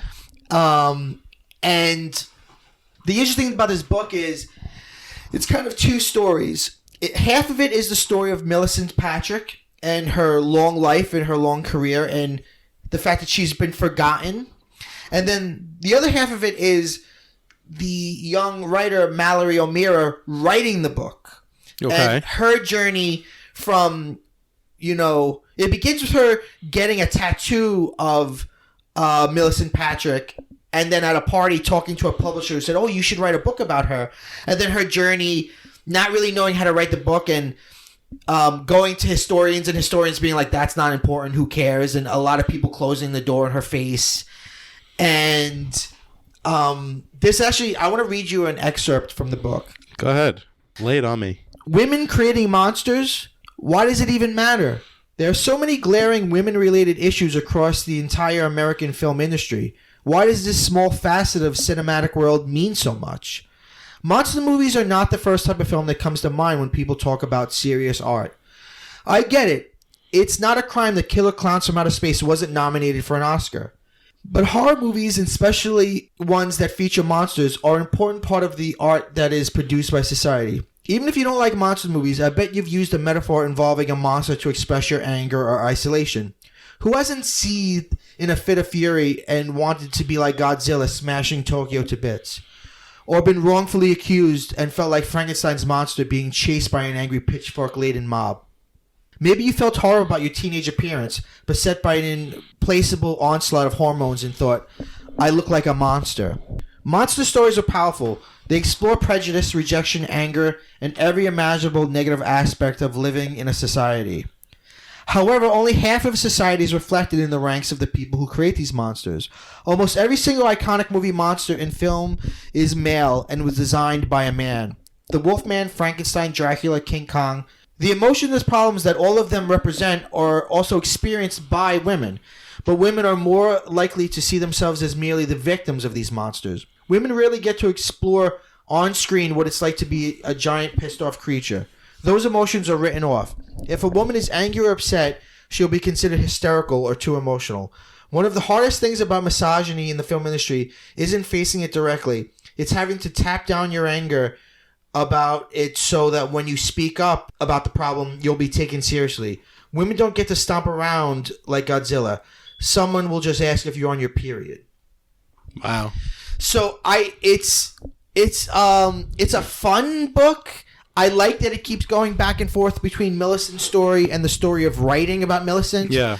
She even the author even talks about in her short career being sexually, like someone asking her if she's fucking the male producer, and so she talks about basically women's place in Hollywood, and even when she's telling Millicent Patrick's story, she takes care to talk about all the women in her story, like Millicent Hurst, which is where Millicent Patrick took her stage name from.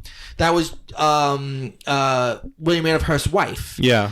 Who she knew when she was a little girl. So I think it's a really interesting book. I like nonfiction that, even though I'm a professor, I tend to... I don't like academic writing. Oh, I don't either. And I know some academics who can read academic writing for fun. Wouldn't. I can only read academic writing if I'm researching something. Yeah. It's a bore, and it's so dry, and I get why, because you want it to be able to be translated to different language. You want it to be able to transcend contemporary colloquialisms and things like that. But also that makes it not alive. And I like that even in the parts where she's talking about Millicent Patrick, the author will make quips and jokes about what's happening. Right. And you might say, well, that's not good history writing. But, this author is also writing about a history that no one else cared about. So she has to fill in gaps because so little was recorded about Millicent Patrick. Yeah, it's like that whole thing of the journalist inserting themselves into the story. But I'm one of those people who believes that there is no such thing as objectivity anyway. Right. So why keep up the facade? Right. It's coming through in between the lines. Right. She's writing about this because she's passionate about it, so why can't we hear it from her too? Right. She obviously is a young female producer who's dealt with sexism, and her hero is this person who also dealt with sexism and created something that had a lasting impact that people don't talk about. And, when I teach film history, I put a lot of emphasis on Alice Guy Blaché, and she was... considered the first female filmmaker. There might have been others that are completely lost, but Alice Guy Blaché, she is as responsible in creating narrative cinema as her contemporary George Méliès, but every textbook will talk about George Méliès and not talk about her. Yeah. She's almost forgotten in film history. She did Weekend at Bernie's, right? Well, yeah. Yeah. She did. Yeah. I couldn't think of another good joke. Her first film was the Cabbage Fairy. It was, but in French. But it was a silent film. It was in French silence. No, I'm saying the title, The Cabbage Fairy, is the English translation. Yeah. And I forget what year it's from. Early 20th century. the same year as George Méliès's first film. She also is the first person to make a film with an entirely African American cast. Well, listen, I've never heard of her before 2 seconds ago, so that says a lot. There you go. Yeah. She's just today I was talking about authorship, and the Cahiers du Cinema, the famous movie journal, when they're the sort of founders of the auteur theory. When they put out their list of the auteurs, there was not one female. Yeah. There wasn't one female filmmaker on it. There's only been one female to ever win an Oscar for Best Director. So it is an industry. That was Catherine Bigelow for Hurt Locker. Okay. So it is an industry, and like a lot of industries, that is not. It doesn't have parity. Well, yeah. I mean, like even in literature, like I teach one of the English classes I teach is British Lit. Yeah. And literally everything we do through the whole year is just like, okay, so here's another guy who's writing about a woman he loved. And then there's this guy who's writing about a woman he loved. Right, and then there's this guy who's writing about and objectifying a woman he loved. Right, because if a woman were like, I want to write a book, they'd be like, oh shit, strap her to the bed. Yeah, exactly. She's hysterical. That's why when we get to Frankenstein, right, it takes from, we start with Beowulf, which is like, the year 500. Yeah, and then we get to Frankenstein. It takes till 1818 to the end of the year before we get to a woman. And even that... And that doesn't mean women weren't writing. It just means that's all lost. Exactly. Yeah. Exactly. And even that, right, the original preface is written by her husband and the original, under her name. Yes, and the one that we read was punched up by him. Her original 1818 manuscript is very hard to find. Because he was a naturalist, which now we would call an atheist, and he was embarrassed of the fantastical nature of it. So that's why his preface is like, this is all ridiculous and this is all nonsense, because he was embarrassed by her writing this fantasy book. Yeah. Her father was also a fucking weirdo. Her mom was a feminist. Yeah, her mom was Mary Wollstonecraft. Wollstonecraft. Yeah. The Vindication of the Rights of Women. Yeah. It's interesting. Oh, cool. That sounds like a good book. It's a fun book. I've been really into the nonfiction lately. I don't know why. It's just a phase that I'm in. It's easier to digest. I don't know. It is. It's also... I get noveled out, I think. Yeah, I haven't... God, I can't tell you the last time I read for pleasure like an adult novel. I feel like it's rarely always... Yeah, it's always YA or genre for me. Yeah. I feel like modern literary fiction is just so... Right, because when you think of adult novels... It's just like... Yeah, it's either something... It's either something that's... Should I cheat on my wife? Yeah, it's either really esoteric or like... I stole that joke. Or the adult genres like mystery and suspense, which I'm not into. I like a good mystery Stranger every on a once in a Train while. or whatever that is. Girl on the Train? Girl on the Train. Stranger on the Train is a Alfred Hitchcock movie. It was good. You know what was good? What's it called? Gillian Flynn's good, like Sharp Objects and Gone Girl. I haven't read any of her stuff. I mean, it's genre, but it's great. I don't like feeling tense. That's weird. I don't like feeling tense. I don't. Well, you're reading before bed. A book like that's gonna get me all all worked up. All worked up. I don't need that. That's really funny. So what is? I'm reading a book by. I'm reading a nonfiction book by a strong woman as well. So. Are you now? I am. I'm reading Shrill by Lindy West. I keep hearing about this. I've not. It's really funny. So it's a book of essays, and Lindy West identifies as a fat feminist. Okay. And she... I think I do too. Yeah, I think I do too. Yeah. She wrote this book that's really, really funny, and then I'm reading this because Hulu just released a show... a comedy series loosely based on this, starring Aidy Bryant. It's already out? It's out, yeah. But you're not going to watch it? I'm not going to watch it until I finish the book. So to make sure you don't like it? No, well, it's like it's inspired by it, but she's not playing Lindy West. She's playing a character, like it's just inspired by the themes. So it's funny essays. Yes. So is it similar to like Jesse Klein? It's similar. Is it that kind of thing? It's similar to, I'd say like her writing style is probably most similar to Jesse Klein. She's not really. Well, who's the other one that's really good? Samantha Irby. Samantha Irby. She's not as She's different from Samantha Irby. They have a different style. I like Samantha Irby too. Samantha Irby is also very open about like her weight and her body. And stuff. Yeah. And then Roxane Gay, but Roxane Gay is more of an academic. Yeah. I couldn't get into Roxane Gay. Roxane Gay is a huge Housewives fan, by the way, and she's been on lots of podcasts talking about the Housewives. Really? Yeah.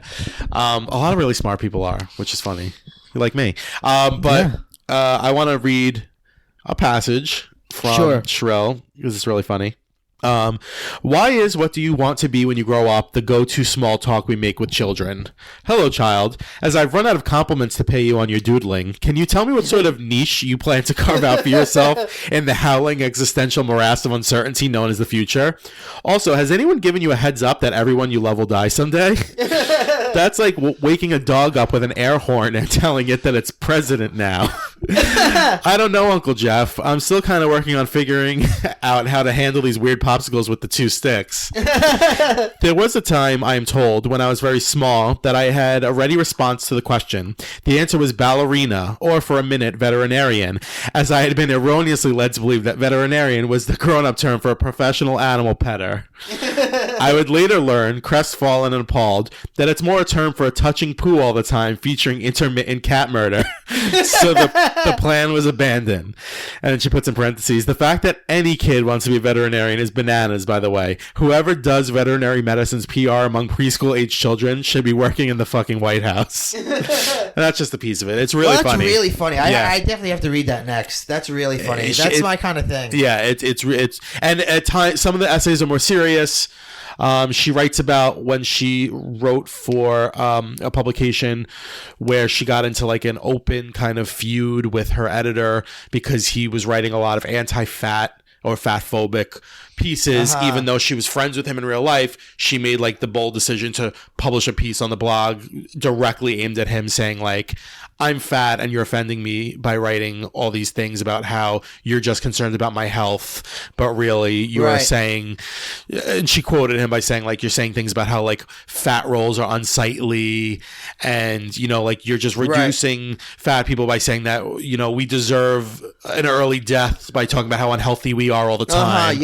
And so she writes about that. She wrote one that was, they're all kind of funny, but some of them are darker. One that was really interesting was she writes about all the trolls that she deals with every single day as a fat feminist blogger. Just the fact that like it's actually really depressing to read because she basically says like, this is my life now. Like to have a voice, I have to deal with hundreds of people sending me messages every day saying like, you should kill yourself, you're disgusting, all the time. And how she talks about how like no one that she's worked for has ever made disabling the comment section an option because that's where so much traffic comes from, even though they know full well that it's filled with horrible people, horrible shit. And she's talking about how like she talks about how no other profession has to deal with like constant abuse all the time. So those are some more serious ones, but then there are also some really funny ones. So, but it's a good read so far. I'm about 2/3 of the way through, and then I'm looking forward to watching the series when I'm done. You know what that reminds me of? Do you know anything of the saga of Jamie Loftus from the Bechdel cast and her thing with Menza? No. So Jamie Loftus, she's like 23 or 24 comedian, and she's the co-host of the Bechdel cast. And she is a blogger, and for a goof, she took the Menza test because the thing was going to be like, I took the Menza test, and here's what it's like. But she passed it and got in Menza. And then she started writing this thing of like, Menza's this really weird club of smart people and whatever. And then she started getting death threats. And she found out that Menza is full of these toxic, horrible fucking people. And that Menza actually has 2 official Facebook groups, one moderated, one not. And the not moderated one, like people literally were like, we know who you are and we'll find you and we'll kill you. Yeah, a lot of it is really scary stuff. And like, which is like, you don't think that's what Menza is, but Menza is just as toxic as everything else. That's crazy. And then like she wrote a bunch of follow-ups where like she met like the members of Menza, she met like the head of Menza who were like, oh, don't judge us by this. You know, where Menza's not so bad, but she also didn't trust them. But not doing anything to stop that fringe that is really hateful. That's That's a big problem. Yeah.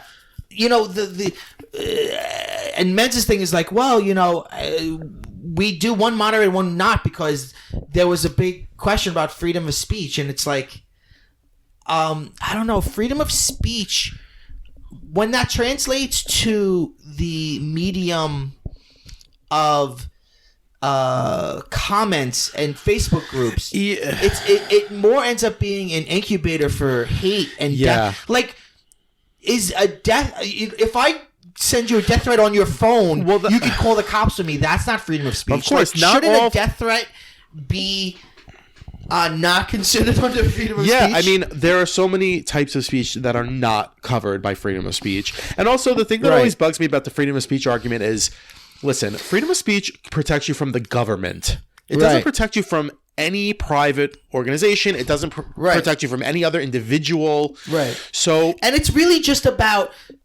journalists being able to publish what they want with and criticize politicians without going out of business or going to jail, like other countries. Right.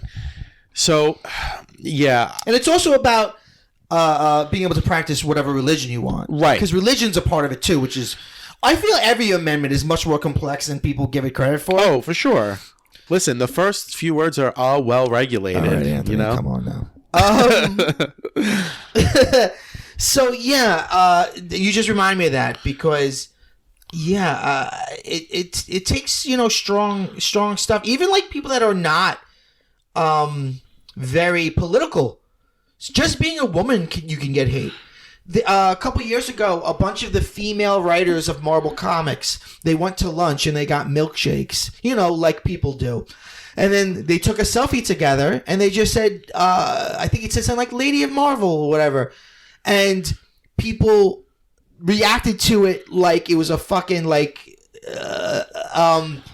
affront to their masculinity. And people like, this is such bullshit, SJW bullshit. And it's like, we're women. We happen to write for Marvel Comics. We went to lunch together. We all got milkshakes, so we took a cute milkshake selfie. Why is just me existing? I know, it's fucking horrible. Up your day. I want to read you. You made me think of another passage from Shrill that I'm going to read you. All right. It's from an essay that's titled "Why Fat Ladies So Mean to Baby Men," and it starts like this: I'm on hold with the FBI. I clack out an email to a customer service rep at MailChimp, simultaneously filling out boilerplate help desk forms for Twitter, Google, and Yahoo. Intermittently, I refresh my email and skim through hundreds and hundreds of spam letters.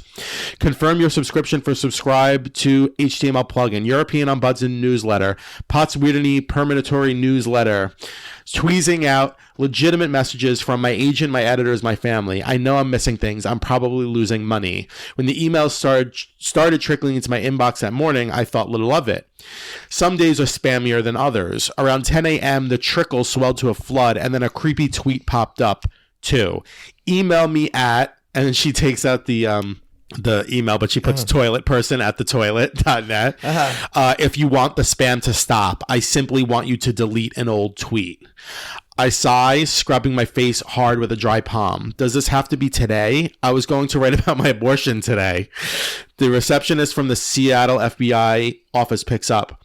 Hi, I say, I have a problem. I'm already grasping for words. How do you explain to someone who might not even know what Twitter is that you're being anonymously extorted via email newsletters into deleting an unspecified past tweet? Beyond that, how do you convince them that it actually matters? My understanding of the FBI is 90% X-Files.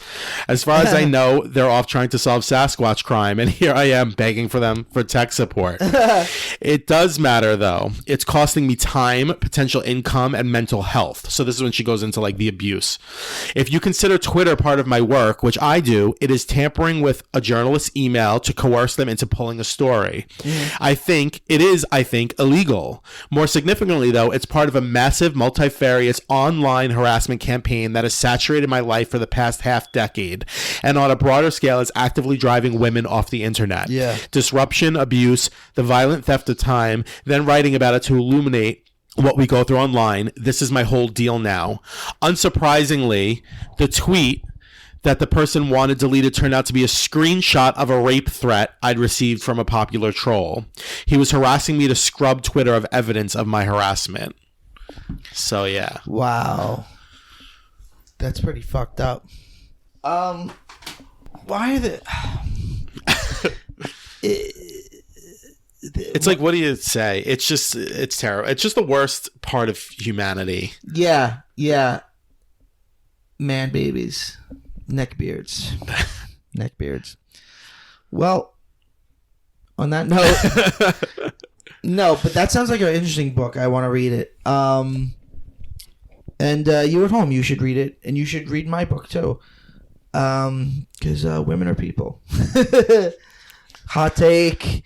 All right. So this has been Pop Culture Man Children. I'm Mike Bongiorno. With me today is Anthony Bongiorno. You can listen to Pop Culture Man Children anywhere podcasts are available. Spotify? You bet it's on Google Spotify. Play? Yes, of course. Please, of course. Also follow at Pop Culture Man Children, one word, on Instagram. I put a lot of toys on there. All right. Thanks a lot. Go bye-bye. Oh, bye-bye.